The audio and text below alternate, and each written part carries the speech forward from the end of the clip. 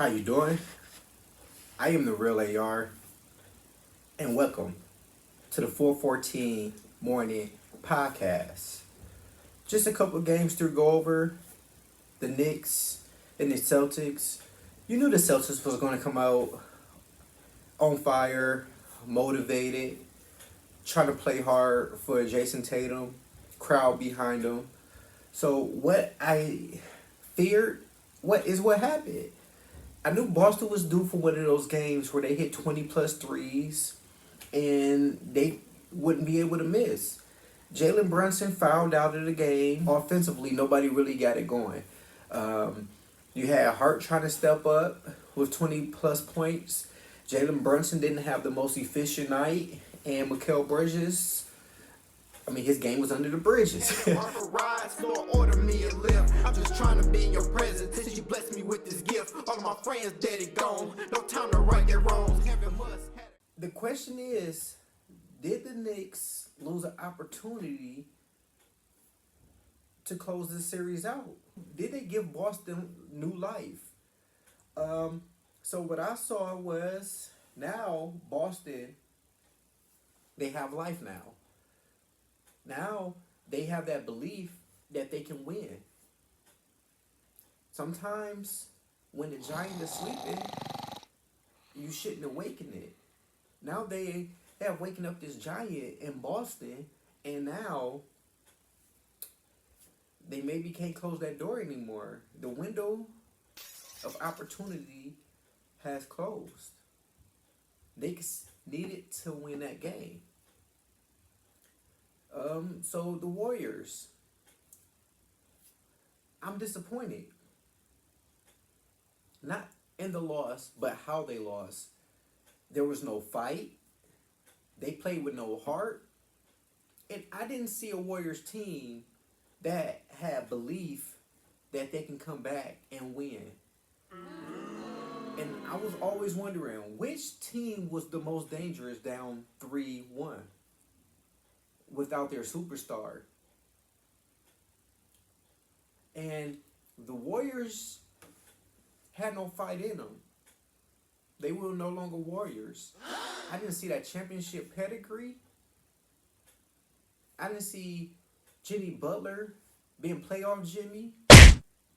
Hell, I didn't even see him being open gym Jimmy. I didn't see him being playground Jimmy. I didn't even see him being Jimmy at Marquette.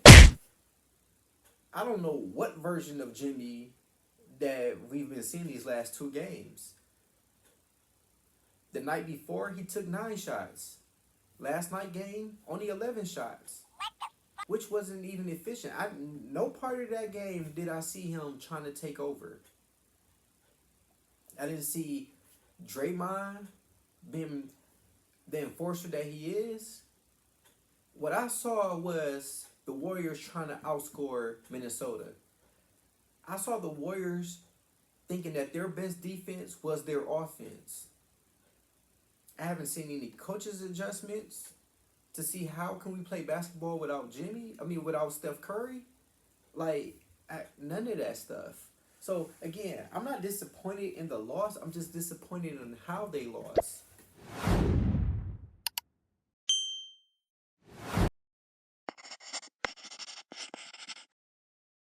I personally feel like the Warriors need to sit down and apology to all of the fans for watching that. Like Jimmy Butler, we didn't ask you to win a damn NBA title. We just asked you to hold it down until 30 come back. That's it. What in the hell was that? You one game. Just one game. So, do you believe that Steph Curry's championship window has closed now? Do you think we will see 30 in a position to fight for another championship again? Is this the last of an era of KD, LeBron, Steph, Kawhi Leonard. This is the last of them competing for the championship. Have we seen the last of the era? Is the new school taking over? Is the young players dethroning the golden era of basketball that we've known? No, no, no. Is this the change of the guard as we speak? Are we watching the last of Steph's, KD, LeBron? Are we watching the last of their legacies?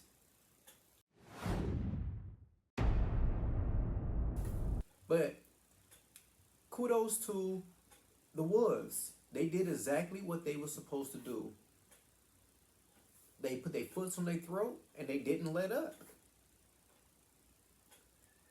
Of course, things would have looked way differently if they had Steph. I even believe that they would have beat the Wolves easily. We'll say a gentleman's sweep if they had Steph. But we'll never know. So, going back to tonight's game, must win for Denver. It's a must win for Denver. Another good question. Did Denver lose their opportunity? Do Joker have another 40-point game in him? Because that's what it's going to take. Will the Thunder come out hungry and knowing the importance of winning tonight's game? First 5 minutes will show me everything I need to know about who's who in tonight's matchup. What? It shows me everything. So right now, I feel like Denver just lost that opportunity last game. They lost that opportunity. I feel like Thunder is going to win. Thunder is going to win. Right? And as far as like Indiana is just sitting there just waiting. Which is another question that I'll pose.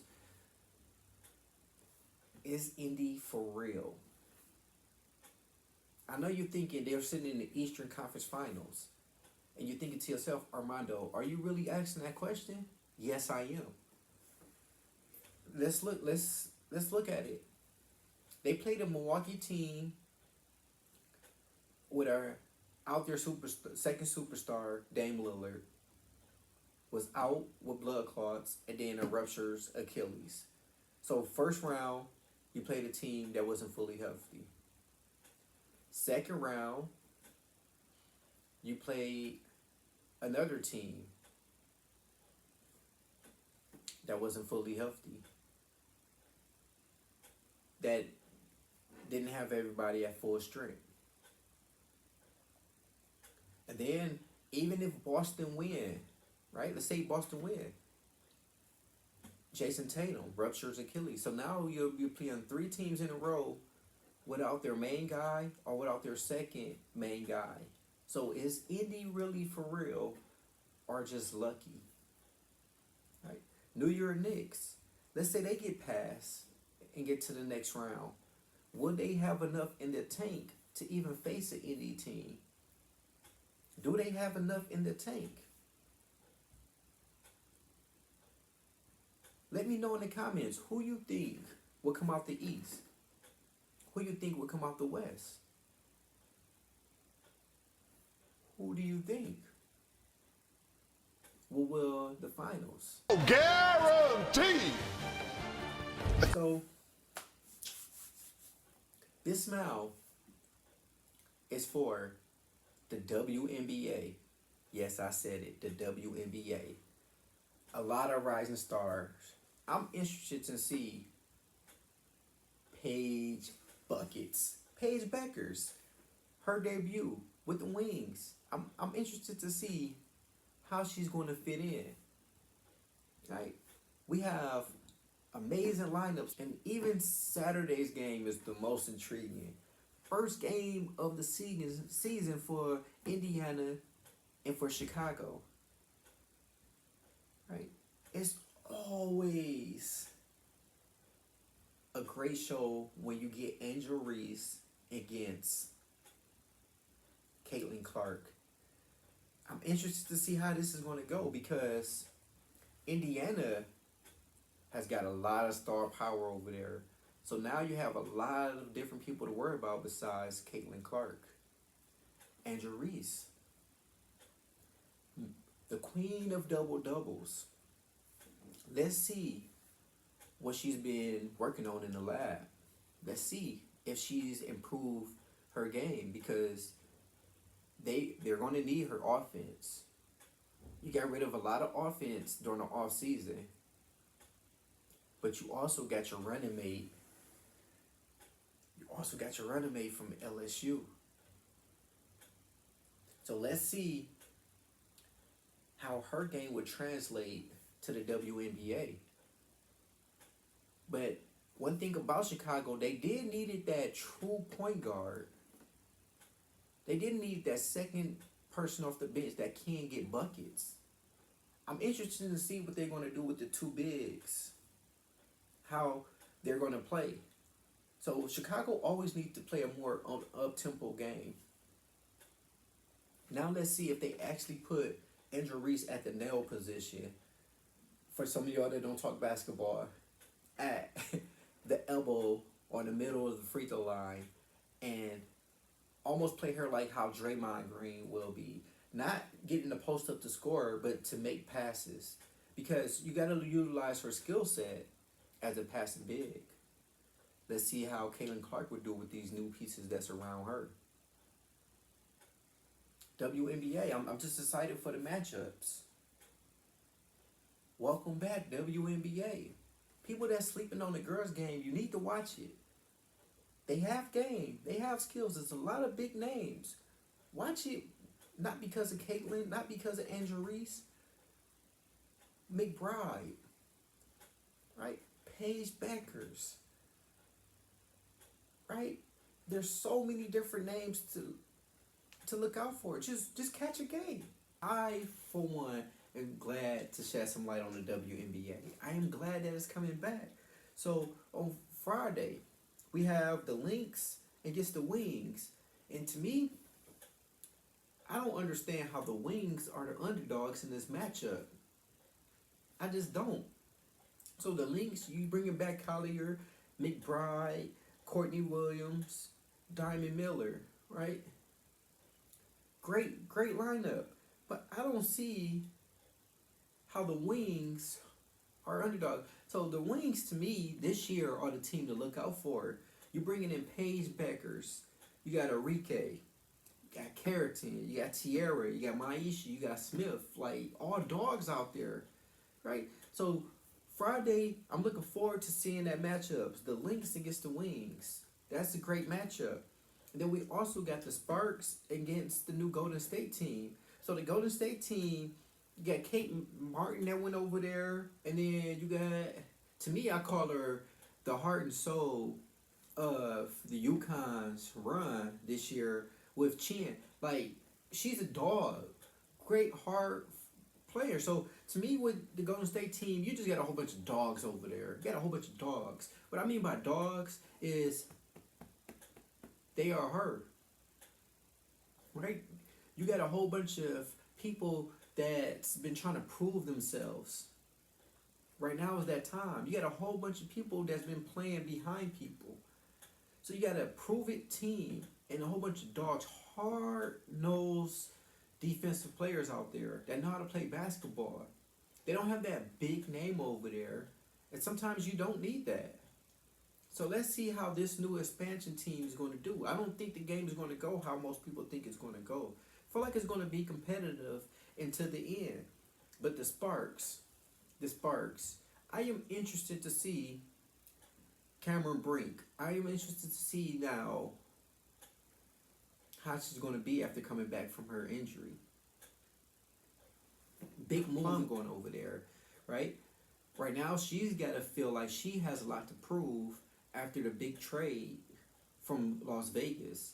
So right now, she's in that prove it mode. Like, she is going to send a message to the league like, I am her. So big move for Los Angeles. You also got a Rike. Very underrated player. At her size and her position, she has a bag. She has a bag. Look out for her in the MVP conversations because she's definitely is coming out balling. You see her in the big three, in that 3-on-3 tournament, the lead that they have. You see her in the 1-on-1 tournament. Oh man, her bag is deep. And plus, she's a bona fide scorer. She's a professional scorer. Very underrated. With her and Brink in the back line, that's most definitely a sleeper team this year. And then you got Odyssey Sims. You have Stevens over there. That team is built to win for sure.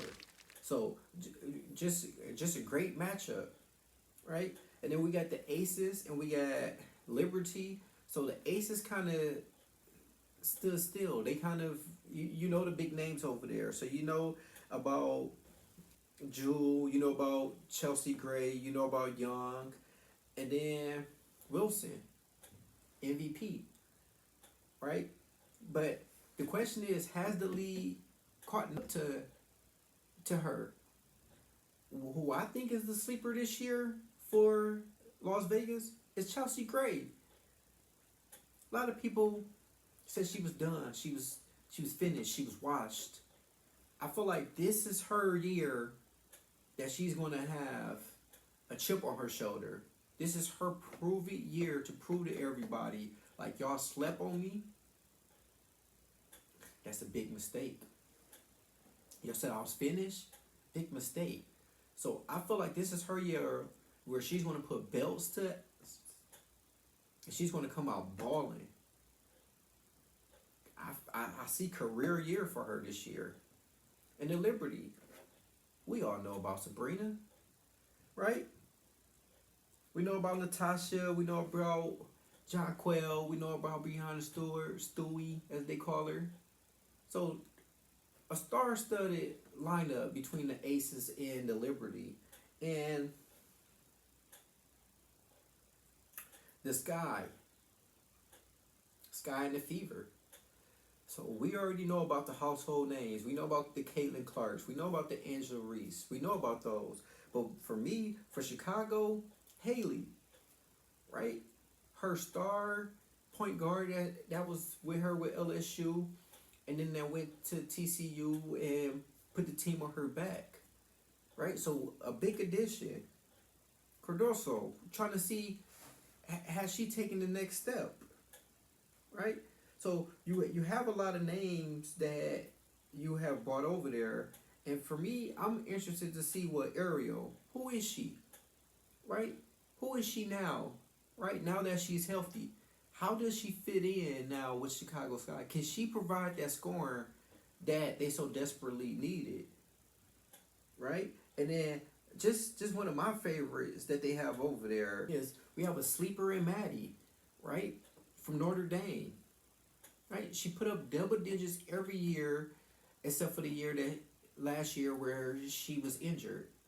So that's a sleeper in itself. You have a stretch big that can stretch the floor and then that can go out there and score the ball. And then we have my favorite, Courtney, right? Hard-nosed player that know how to play basketball and that can play great at the point guard position. And that can give Angel the ball and where she needed to and the other bigs. So great job with the roster with Chicago Sky. But then we also got to think about Howard and Bowner and Aaliyah and Sophia, which is a player that doesn't back down. So the Fever did a great job with reconstruction day roster too. So look forward to some great games opening week with the WNBA. All right? Thank you guys for tuning in. Again, this is just a good review or a good preview of the WNBA season. Don't forget to tune in. Let me know what you think. Go watch some of the WNBA games. Support the ladies. Trust me, you won't be disappointed. They have bags too. They ball out too. Mama got sick, it ain't nothing I can do about it. Praying for her health, so I can knock the flu about it. Time heals, that's some shit I'm really doubting. Touch the ground before I can stand.